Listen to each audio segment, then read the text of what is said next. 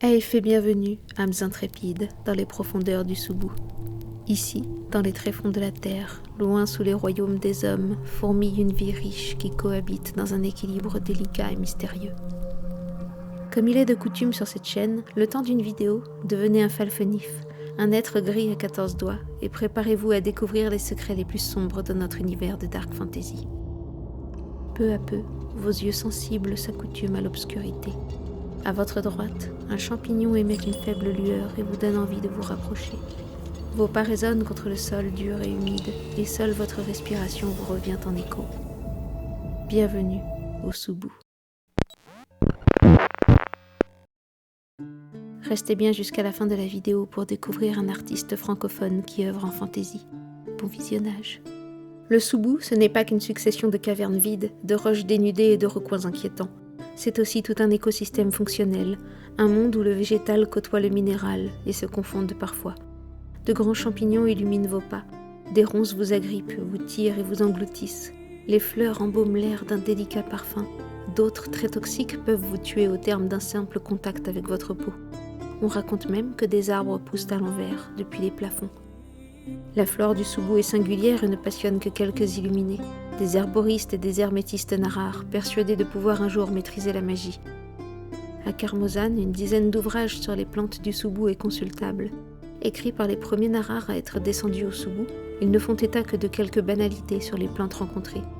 Leur forme, leur taille, leur couleur. Parfois, les plantes n'ont même pas de nom.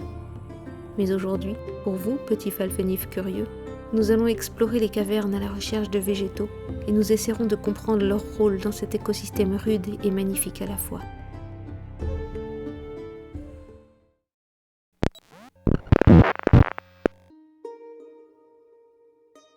Il pinça une racine noire entre les lèvres. Le goût était mauvais, mais au contact de la salive, la racine délivrait une petite quantité de psychotropes. Ses amis lui faisaient souvent remarquer qu'il en abusait. Les racines noires sont le premier végétal que vous croiserez au fil des pages du roman. Présente dès le premier chapitre, cette petite racine nous livre son plus grand secret, ses vertus calmantes.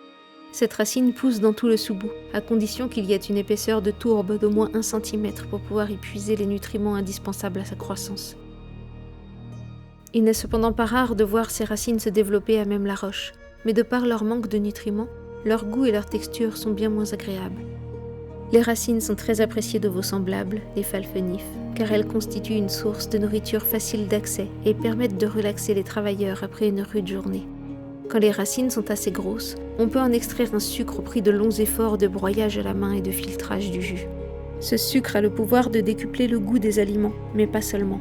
Il possède des effets hallucinogènes parfois très forts que l'on peut réduire par la cuisson. Mais aucun falfenif ne s'est jamais demandé d'où provenaient ces racines. Pourquoi certaines étaient toutes petites et isolées quand d'autres semblaient traverser des kilomètres de galeries? Vers quoi mènent-elles? Sont-elles la partie cachée d'une plante bien plus imposante? Pour les falfenifs, seuls comptent ces effets apaisants. Alors ils en usent et en abusent. La meilleure manière de consommer les racines, c'est de les nettoyer sommairement, puis de les coincer entre vos dents. Au contact de la salive, le jus contenu dans la racine se répand dans votre bouche et pénètre par les canaux salivaires.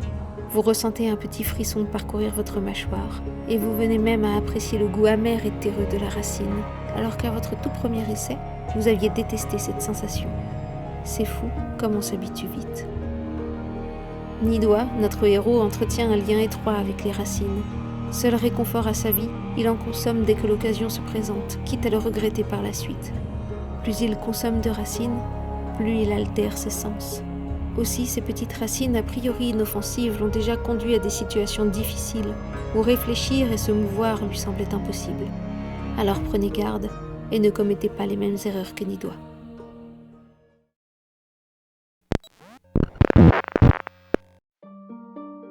Des champignons recouvraient les murs et les plafonds, et certains diffusaient une lumière qui, curieusement, se dissipait à leur passage. Voici un végétal que l'on retrouve en abondance dans le Soubou.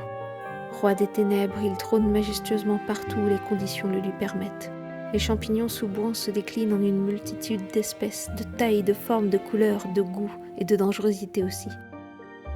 Promenez-vous quelques secondes au Soubou et vous tomberez sur une dizaine de variétés différentes. Mais pour cela, il faut être attentif et savoir observer. Les champignons sont une ressource naturelle, aussi précieuse que le bois des arbres pour les humains de la surface. Les habitants du Soubou utilisent les champignons pour confectionner nombre d'objets, mais aussi pour s'en nourrir. Les plus grands champignons, ceux dont les fibres sont si dures qu'il faut plusieurs narars pour en scier le pied, servent à fabriquer des planches, du papier et parfois des vêtements. Une fois séchée, la matière prend sa forme définitive. Portes, coffres, tables, chaises, commodes, on peut presque tout fabriquer avec cette matière résistante et agréable au toucher. Taillée plus finement, elle servira à la confection de vêtements bon marché, de bottes et de bijoux. Et sa pulpe, mélangée à de l'eau puis tamisée, se transformera en feuilles de papier, très appréciées des riches narars qui font une consommation de ces feuilles de manière presque excessive. Bien entendu, la première utilisation des champignons se fait en cuisine. Certains se mangent crus, d'autres bien cuits. Et d'autres encore, s'ils fermentent pendant suffisamment longtemps, se transforment en un alcool très apprécié au goût délicat et étrangement fruité. On peut aussi faire sécher certaines variétés pour les réduire en poudre. Cette poudre, servie dans de l'eau chaude, donne une boisson agréable et aux vertus médicinales. Parmi les variétés recensées, on trouve le champignon trampoline. Ce champignon est un allié de taille pour les phalfénifs, puisqu'ils leur servent à leurs entraînements aux pousses grisâtres. Un jeu, ou plutôt un rite de passage durant lequel les jeunes phalfénifs se jettent depuis une falaise pour atterrir souplement sur des champignons. Bien des narars ont essayé de s'adonner à ce jeu, mais ne possédant pas l'agilité des phalfénifs ni leur anatomie particulière, les conséquences furent bien désastreuses. Le champignon trampoline possède un chapeau d'environ 2 mètres de circonférence et un pied souple qui se redresse toujours même après un écrasement puissant. Plutôt vert, il est notamment reconnaissable par sa texture proche du velours. Attention toutefois à ne pas le consommer, il risque de vous provoquer des diarrhées et des vomissements. S'il existe un champignon bien moins facile à trouver, c'est bien la petite truffe blafarde, un champignon qui pousse en groupe, sous de plus gros champignons et d'autres plantes. Ce petit champignon blanc, très arrondi, soulage les douleurs s'il est consommé cru. Cuit, son goût exquis vous donnera envie de passer vos journées à le rechercher. A contrario, un champignon que nous ne vous conseillons pas de manger, c'est le micourt violet. De taille moyenne, il doit son nom à son chapeau d'un intense violet presque luminescent. Le micourt dégage une odeur agréable et il est très plaisant à regarder, mais ne vous y fiez pas. Ce champignon est mortel au simple contact de votre peau avec son chapeau. Si vous devez impérativement le manipuler, dans ce cas, préférez le prendre par son pied. Mais c'est quelque chose que nous ne vous recommandons pas.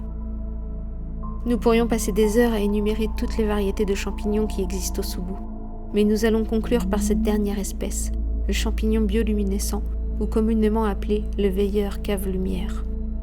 Très commun, ce champignon se décline en plusieurs tailles et plusieurs couleurs. Il illumine les cavernes par sa bioluminescence naturelle, parfois bleue, parfois verte, et plus rarement rose. Si d'aventure vous passez près de lui, ne vous étonnez pas de voir sa lumière baisser progressivement jusqu'à s'éteindre. Ce champignon ne semble pas apprécier la présence des narars et de vos semblables, et personne n'a jamais su pourquoi.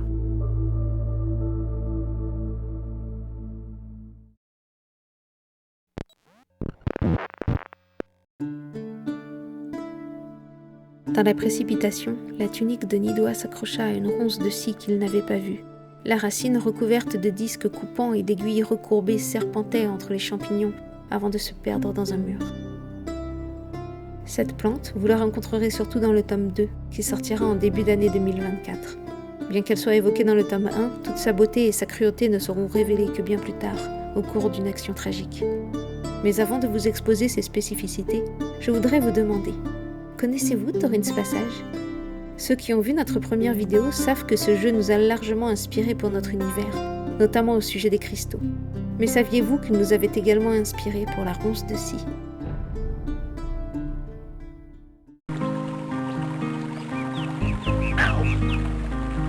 Whoa, these spines are razor sharp. I'd better be careful. Cette plante m'a toujours énormément plu. Je voulais entrer dans le jeu et la toucher, juste pour voir si elle était si coupante que cela. Je pense que c'est parce que toute mon enfance, je l'ai passée à chercher des mûres dans la forêt dans laquelle nous habitions, mon co-auteur et moi. Chaque fin d'été, nous remplissions nos paniers de mûres, nous nous faisions griffer, parfois jusqu'au sang, mais nous adorions ça. Pour moi, les mûriers, c'est tout un souvenir sucré, de partage en famille et entre amis.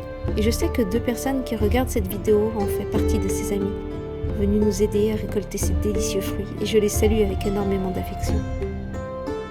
Concernant les ronces de scie au Soubou, si elles sont directement inspirées de Taurine's passage et de ma vie personnelle, elles ne sont toutefois pas aussi bienveillantes ou inoffensives que cela. Croiser des ronces de scie n'augure rien de bon, puisque ces ronces ne sont pas de simples ronces, mais une plante carnivore. Cette plante est recouverte de disques coupants comme des rasoirs, ainsi que des aiguilles recourbées, qui, si elles vous agrippent, ne vous lâcheront pas. Ces aiguilles et ces disques sont très souvent recouverts de bactéries provenant des cadavres des malchanceuses créatures tombées entre leurs griffes. Les ronces de scie sont très dangereuses et efficaces pour retenir leur proie. Imaginez-vous, petit falfenif, piégé par les aiguilles recourbées, qui s'agrippent sous votre peau et sur vos vêtements. Les nombreuses coupures que la plante vous infligera finiront par vous faire succomber de septicémie, et votre cadavre en putréfaction nourrira petit à petit cette majestueuse et mortelle ronce de scie. Alors soyez prudents, car ces plantes foisonnent au Soubou et ont la fâcheuse tendance à s'installer dans les passages que vous devez emprunter.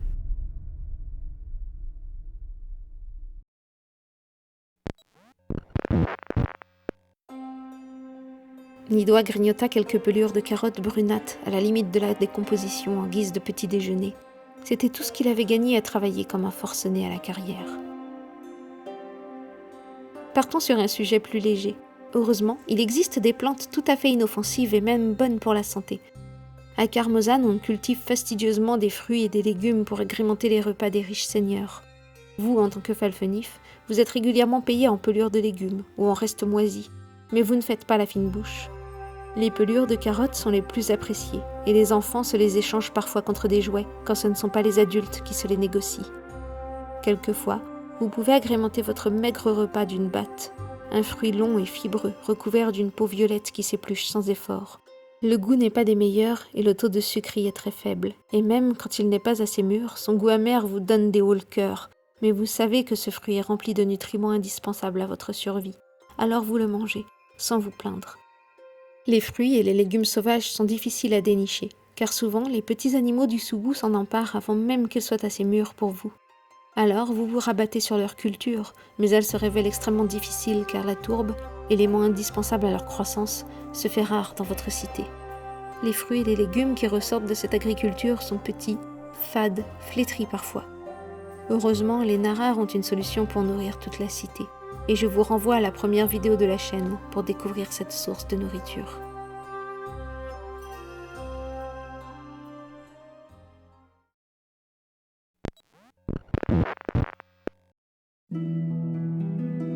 D'autres se prosternaient devant les templistes pour qu'elles leur apportent la bonne fortune ou la santé. Chacune d'elles agitait des racines fleuries. Les croyants les plus fidèles attendaient, silencieux et à genoux, d'être touchés par ces plantes bénies. S'il est une plante chère et recherchée, ce sont bien les racines fleuries. À Carmozan, les templistes de Dunan les utilisent dans leurs rituels et leurs cérémonies pour bénir les fidèles et leur garantir bonne fortune et santé. Seuls les Narars fortunés ou le temple de Dunan peuvent s'offrir ces racines, car elles ne poussent que dans des endroits précis et ne fleurissent pas toutes.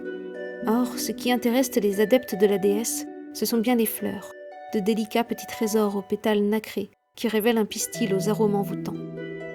Ces fleurs délicates sont le symbole d'une connexion profonde et intime avec la déesse, mais elles sont surtout le signe inquiétant de la présence des Golnes. Les Golnes sont des créatures vivant au Soubou, et dont la particularité est d'évoluer en groupe de plusieurs centaines d'individus à la recherche de proies. Redoutables prédateurs bipèdes, ils ne possèdent pas de bouche, et pour se nourrir, ils utilisent un long doigt recouvert d'acide. Ce dernier, en pénétrant dans la peau de sa victime, aspire ses fluides corporels et son essence vitale. C'est un mystère total, mais les racines fleuries ne poussent qu'à proximité de leur nid. Les Narars se demandent même si ce ne sont pas les Golnes qui les entretiennent pour que ces dernières forment un dôme protecteur au-dessus de leur nid. Heureusement, vous les falfenifs, vous ne participez pas au raid contre les Golnes. Vous n'auriez aucune chance face à des êtres si rapides, affamés, coordonnés et capables d'élaborer des stratégies d'attaque par la pensée avec tous leurs congénères. C'est une tâche que vous laissez volontiers aux Narars, et de toute façon, les racines fleuries n'ont aucune valeur gustative à vos yeux.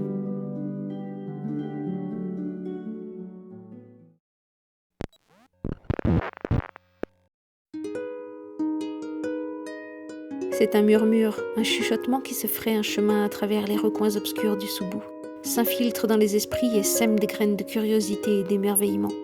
Il se murmure dans les échos de la pierre et des souffles du vent souterrain, qu'un narar, dans son errance solitaire, a un jour découvert des arbres d'une nature inouïe, poussant à l'envers, leurs racines ancrées dans les plafonds des vastes cavernes, parfois suspendues à des hauteurs vertigineuses. Leurs branches entrelacées et tordues tissent ensemble un dôme majestueux, un ciel souterrain parsemé de fleurs d'un bleu éthéré, dont les pétales délicats se détachent pour entamer une longue et gracieuse danse vers le sol.